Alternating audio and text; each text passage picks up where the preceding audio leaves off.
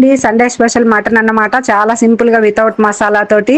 First అయితే mutton అయితే neat కడిగేసుకోవాలండి. Onion, అల్లం వెల్లుల్లి, ఒక 4 మిరియాలు అయితే మేమైతే అస్సలు కొబ్బరి వేసుకోవట్లేదు, మిక్సీకి పట్టేసుకోవడమే. ఇంకా ఆయిల్లో 2 లవంగాలు, కాస్తంత పట్ట, కరివేపాకు వేసిన తర్వాత ఈ ఆనియన్ కూడా వేసి బాగా వేగిన తర్వాత మటన్ వేసేసుకోవాలండి. మటన్ వేసిన వెంటనే కొందరైతే ఉప్పు, పసుపు వేసి వేపుతారు. అట్లా అస్సలు వేపకూడదు. అందులో నీరంతా వచ్చేసి రబ్బర్ లెక్క అయిపోతుందండి. అన్ని వేసి బాగా వేగిన తర్వాత కారము అన్ని, అమ్మ చూసారా కారం ఇక్కడైతే ప్లేట్ లో తీసి పెట్టుకుంటుందండి. అమ్మ ఎప్పుడు కూడా ఈ విధంగా కారం తీసి పెట్టుకుంటుంది, అసలు డైరెక్ట్ గా వెయ్యదు.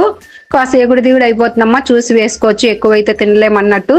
అన్ని వేగిన తర్వాత ఇంకా నీళ్లు పోస్తామనంగా ఉప్పేసుకోవాలండి మటన్ కి మాత్రము. ఎవరైనా కొత్త వాళ్ళు అయితే చూసుకోండి, ఇప్పుడు అయితే జాగ్రత్తగా చూసుకోవాలి, లేకుంటే అస్సలు నీళ్ళు ఇంకదండి, రబ్బర్ లెక్క అవుతాయి. ఇంకా తర్వాత అయితే రసంకి అయితే ఇప్పుడు చింతపండు అయితే నానబెట్టిందండి. చింతపండులో కొంచెం రాళ్ళుప్పు వేసుకుంటే బాగా టేస్ట్ ఉంటుందంట. అవునా అండి, అమ్మ చెప్తోంది, నాకైతే తెలీదు. సరేలే అమ్మ అంటున్నా. ఇంకా మాకైతే సండే ఖచ్చితంగా ఈ రసం అయితే ఉండాలండి. ఇప్పుడు సంగటి అయినా కూడా ఈవినింగ్ ఉండాలమ్మా, అరగదు. కొంచెం రసం పెట్టంటే ఒక గ్లాస్ వరకు రసం పెట్టింది అనమాట. ఇంకా చాలా సింపుల్ అండ్ టేస్టీగా చేస్తుందండి అమ్మ మటన్ అయితేనే. అస్సలు కొబ్బరి అయితే వేయము. ఈ విధంగా చేసింది మా సండే స్పెషల్ అనమాట. ఇంకా మీరేం చేశారో కామెంట్ చేయండి.